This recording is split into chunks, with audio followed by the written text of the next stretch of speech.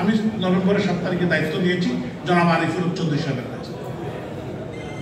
6 মাস এর উপরে হয়েছে, আমরা কাজ করছি। ইনশাআল্লাহ আপনাদের সন্তান হিসাবে, আপনাদের নির্বাচিত প্রতিনিধি হিসাবে আপনাদেরকে আশ্বস্ত করতে চাই যে আপনাদের মনে কষ্ট হয়, আপনাদের কোনো অসুবিধায় পড়েন, এটা আমরা কেউ চাই না।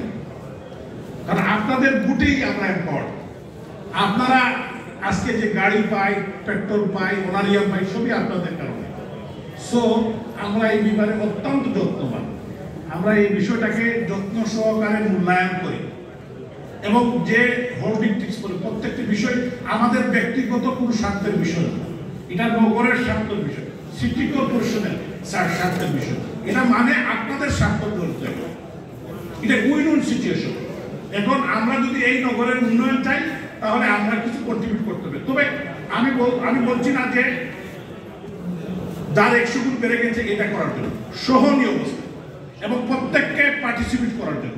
অনেক সময় দেখা যায় অনেক ভাই আছেন, বোন আছেন, তারা জীবনের ট্যাক্স দেন নাই, হোল্ডিং ট্যাক্স দেন নাই, আর কেউ আছেন সম্মানিত নাগরিক, তারা লাইনে দাঁড়িয়ে গরমের মধ্যে তারা হোল্ডিং ট্যাক্স দিচ্ছে। তা আমরা যারা দিচ্ছে তারা অবশ্যই তাদেরকে আমরা সম্মানের চোখে দেখতে হবে। আর যে ভাই বা বোন একবারে দেন নাই, এটাও তো অনৈতিক কাজ।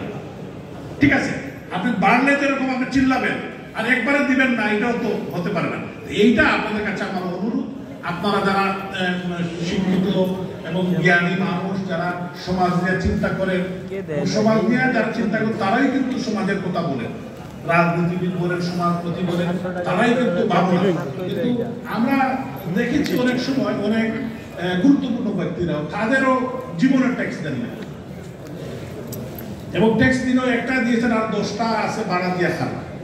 এগুলো কিছু বিষয় আছে। তো আমরা সবাইকে সম্মান রেখে এগুলা জনসমুখে আমরা নিয়ে আসতে চাই। কারণ আমরা সবাই কিন্তু এক পরিবারের মানুষ, আমরা কেউ প্রতিপক্ষ না। আমরা সবাইকে সম্মান জানিয়ে আমরা কিন্তু সেবক হিসাবে আমাদের প্রয়োজন। আমরা এই জায়গা থেকে আমাকে 100টা গালি কেউ দিল, 100টা কথা বললো, আমি মনে কিছু করি না। কারণ আমি এই জিনিসটা মেনে নিয়ে আমি নির্বাচিত প্রতিনিধি হিসাবে নির্বাচন করি। আগামী 5 বছরের জন্য আপনারা আমাকে 2000 গালি দিল, আমি কাউকে উত্তর দিব না। কারণ আমি ম্যান্ডেট, আপনারা আমাকে ভোট দিয়ে নির্বাচিত করেছেন, আপনাদের কষ্টের কথা বলতে পারেন, এটা আমি মেনে নিব। এবং এইটাকে শুধরানোর জন্য, এটাকে সহাবস্থাতে নিয়ে আসার জন্য, এটাকে আমরা বসে আলোচনার ভিত্তিতে। এখানে দেখেন আজকে আমি কষ্ট করে যিনি প্রধান অতিথি, উনি ঢাকা থেকে একবার এসেছিলেন বিমানে, আজকে হজযাত্রীদের বিদায় করার জন্য উনি আবার গেছেন ঢাকায়, 4টায় আবার চলে এসেছেন জনাব শফিউল আলম চৌধুরী নাদের, যিনি এই শহরে জন্মগ্রহণ করেছেন, স্কুলিং, কলেজ, রাজনীতি করেছেন, বাংলাদেশ আওয়ামী লীগের সাংগঠনিক সম্পাদক হয়েছেন, জাতির পিতার সুযোগ্য কন্যা, আমাদের প্রাণপ্রিয় নেত্রী রাষ্ট্রনায়ক শেখ হাসিনা অত্যন্ত বিশ্বস্ত ব্যাংকার, যাকে সিলেটের আগামী জাতীয় নেতা হিসেবে মাননীয় প্রধানমন্ত্রী প্রতিষ্ঠিত করেছেন, আমাদের কুলাউড়া থেকে নির্বাচিত জননেতা জনাব শফিউল আলম চৌধুরী নাদের, উনাকে প্রশ্ন করেন। কারণ উনি আমাদের সিলেটের পক্ষে মহান জাতীয় সংসদে কথা বলতে পারবেন। উনি মাননীয় প্রধানমন্ত্রীর কাছে উনার সবসময় দেওয়া হয়, উনি কথা বলতে পারবেন। যে কারণেই আপনাদের সম্মুখে ওনাকে প্রশ্ন দিয়ে হাজির করেছেন। এখানে আপনাদের মধ্যে উপস্থিত হয়েছেন এই শহরের আরেক রাজনৈতিক নেতা, যিনি তৃণমূল থেকে বেড়ে উঠেছেন, এই পাশেই তার বাড়ি, বাংলাদেশ আওয়ামী লীগ সিলেট জেলা শাখার সংগ্রামী সাংগঠনিক সম্পাদক, সাবেক ছাত্র নেতা অ্যাডভোকেট রঞ্জিত সরকার, যিনি সুনামগঞ্জ 1 আসন থেকে নির্বাচিত হয়েছেন। যারা এমপি সংসদ সদস্য, তাদের সুযোগ অনেক বেশি, তারা জাতীয় পর্যায়ে আইন প্রণয়ন করেন, তারা চাইলে কিন্তু একটি আইন সংশোধন করতে পারে, তারা আমাদের কিছু বলতে পারে, তার সংসদে উঠিয়ে তারা যদি একটি আইন সিটির জন্য পাশ করে দেন তারা পারবেন। অ্যাডভোকেট রঞ্জিত সরকারকে আমরা কষ্ট দিয়েছি, আপনাদের সম্মুখে হাজির করে। এখানে উপস্থিত হয়েছে আমাদের এই সিটি কর্পোরেশনের আরেকজন স্টেক হোল্ডার, সিলেট 1 আসন আর 3 আসন নিয়েই আমাদের এই সিটি কর্পোরেশন, ডক্টর একে আব্দুল মুমিন, মাননীয় সাবেক রাষ্ট্রমন্ত্রী, উনি পরবর্তী একটি সভায় ওনাকে আমরা নিয়ে আসবো। ওনার সাথে টাইম টু টাইম আমার যোগাযোগ আসে। এবং সিলেট 3 আসন দক্ষিণ সুরমার একটি অংশ নিয়ে 6টি ওয়ার্ড নিয়ে আমাদের ওনার নির্বাচনী এলাকায় জননেতা জনাব হাবিবুর রহমান হাবিব, যিনি জাতীয় সংসদ সদস্য এবং উনি ফরেন স্ট্যান্ডিং কমিটি ফরেন সার্ভিসের উনি একজন সদস্য বটে, এবং ওনারা কিন্তু কাজ করতে পারবে। এবং আমাদের আরেকজন দিদি, বীর মুক্তিযোদ্ধা মাননীয় প্রধানমন্ত্রী রাষ্ট্রনায়ক শেখ হাসিনা এই বৃহত্তর সিলেটে একমাত্র নারী নেত্রীকে মহান জাতীয় সংসদের সংরক্ষিত আসন দিয়েছেন জনাব রূপা চক্রবর্তী এখানে উপস্থিত আছেন। ওনাদের কষ্ট দেওয়ার মানে হলো যে ওনারা কিন্তু জাতীয় সংসদে গিয়ে আইন বানান, আইন করে না, এটা বড় পরিষদ। আমরা স্থানীয় সরকারের ছোট্ট জায়গায় আমরা কাজ করি। ওনারা মাননীয় প্রধানমন্ত্রীর কাছেও আপনাদের মনের কথা বলতে পারেন। আপনারা কি চান? সিলেটের মানুষের আকুতি, সিলেটের মানুষের কথা, উন্নয়নের কথা, মানুষের মনের কথা, আমাদের সবার কথা ওনারা বলতে পারেন। এই কারণে ওনাদেরকে কষ্ট দিয়েছে, ওনাদেরকে চিন্তার পর থেকে অনেক গুরুত্বপূর্ণ কাজ ফেলে তারা এসেছেন। তো আমি আপনাদের সবাইকে ধন্যবাদ জানাই, সাংবাদিক বন্ধুদেরকে ধন্যবাদ জানাই, এবং বিশেষ করে আমার সম্মানিত নগরবাসী, আপনারা কষ্ট করে এখানে এসেছেন।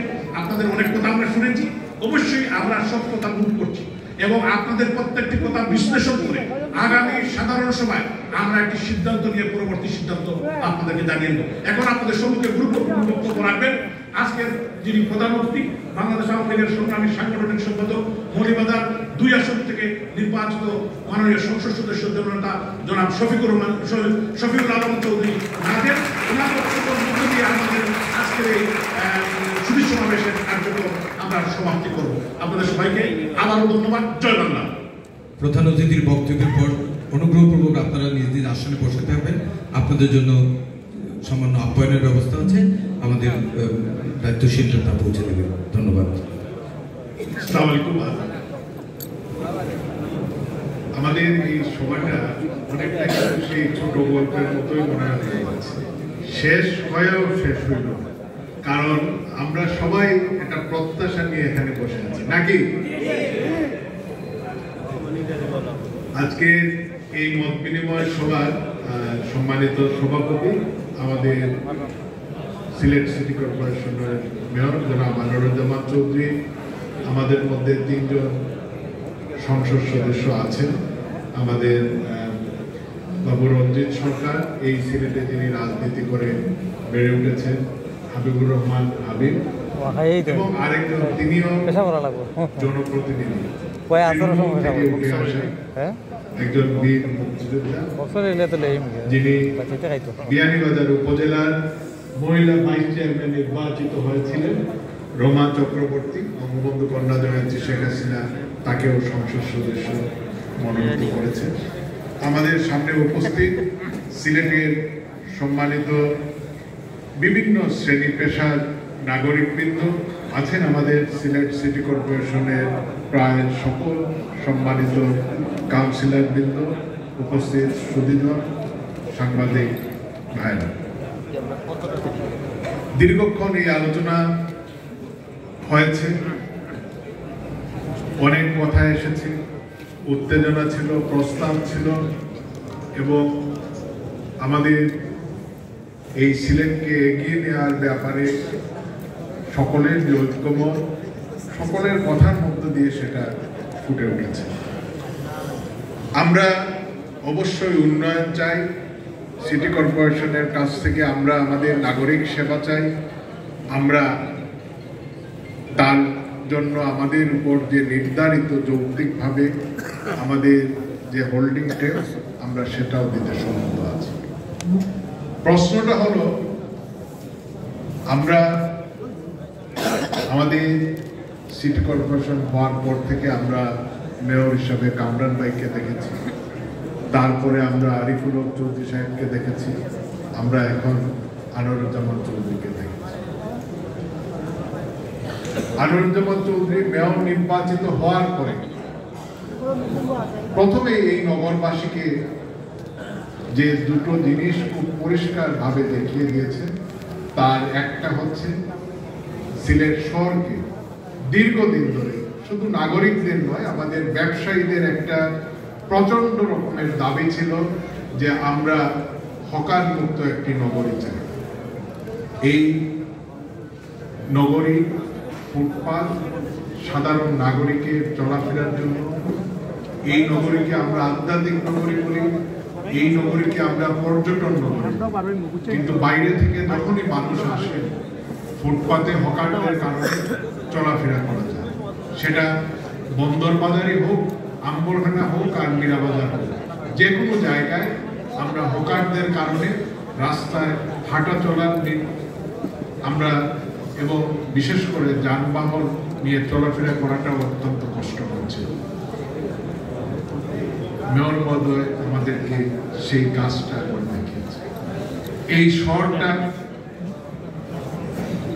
বিগত দিনের চেয়ে আমরা সকালবেলা উঠলে আমরা এখন একটি পরিচ্ছন্ন আমরা নগরী দেখতে পাই। আমি মনে করি হোল্ডিং ট্যাক্স নিয়ে যে বিতর্ক বা আমাদের মনে যে ক্ষোভের উদ্রেক হয়েছে, আমাদের মেয়র মহোদয় আনোয়ারুজ্জামান চৌধুরী এবং তার সম্মানিত যারা কাউন্সিলর বৃন্দ রয়েছেন, তারা সেটা বাতিল স্থগিত আমরা পরামর্শ দিচ্ছি না। আমরা তাদের উপরে বিষয়টা ছেড়ে দিতে চাই যে সহনীয় পর্যায়ে। এবং এখানে একজন সাংবাদিক ভাই তিনি বিভিন্ন নগরীর তুলনামূলক চিত্রটা আমাদের সামনে তুলে দিয়েছেন। যদিও বিভিন্ন জায়গায় প্রেক্ষাপট ভিন্ন ভিন্ন, কিন্তু আমরা আমাদের এই নগরীতে আমাদের একটাই কথা যে আমরা এই অন্যান্য নগরীর সঙ্গে সঙ্গতিপূর্ণ যুক্তিসঙ্গত আমাদের জন্য হোল্ডিং ট্যাক্স ধার্য করা হোক, আমরা সেই ট্যাক্স এবং এই অ্যাসেসমেন্ট যারা করেছেন আমরা তাদের ভুল ভ্রান্তি আমরা ধরতে চাই। আমরা চাই এটা রিঅ্যাসেসমেন্ট হোক, এটা এই নগরবাসীর। আমরা মনে করি ইতিমধ্যে আনোয়ারুজ্জামান চৌধুরী তিনি হকার উচ্ছেদের মতো একটি সাহসী পদক্ষেপ নিয়ে নগরীকে পরিচ্ছন্ন রাখার মধ্য দিয়ে ইতিমধ্যে এই সিলেট সিটি কর্পোরেশনের নাগরিকদের মধ্যে তার যে ইমেজটা সেটা কিছুটা হলেও হোল্ডিং ট্যাক্স নিয়ে পূর্ণ হয়েছে। এই হোল্ডিং ট্যাক্সের একটি যুক্তিযুক্ত সমাধানের মধ্য দিয়ে তিনি পূর্বের মেয়রদের চেয়ে আরো বেশি জনপ্রিয় হিসেবে তিনি আমাদের কাছে এবং সেই কাজটা তিনি দ্রুত করবেন। আমরা কোনো উৎকণ্ঠা উত্তেজনা নিয়ে থাকতে চাই না। আমরা চাই অবশ্যই আমাদের এই নগরী রাস্তাঘাট আরো সুন্দর হবে, আমাদের বিদ্যুতের বাতিগুলো জ্বলবে, পরিষ্কার পরিচ্ছন্ন হবে। আমরাও ট্যাক্স দেব, কারণ আমাদের ট্যাক্সে এই সিটি কর্পোরেশন চলবে। সিটি কর্পোরেশনের যে ব্যাপক পরিসরে নাগরিক পরিষেবা, সেটা শুধু সরকারের দিকে তাকিয়ে থাকলে হবে না। এই নগরীর আমরা যারা নাগরিক সুযোগ সুবিধা ভোগ করি, আমরাও অবশ্যই গুরুত্বপূর্ণ অংশগ্রহণ আমাদের থাকবে।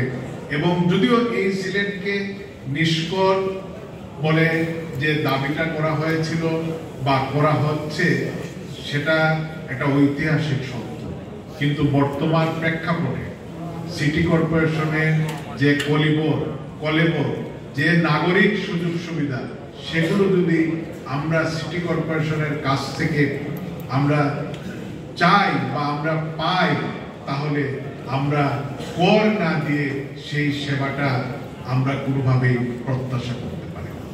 এতে আমরা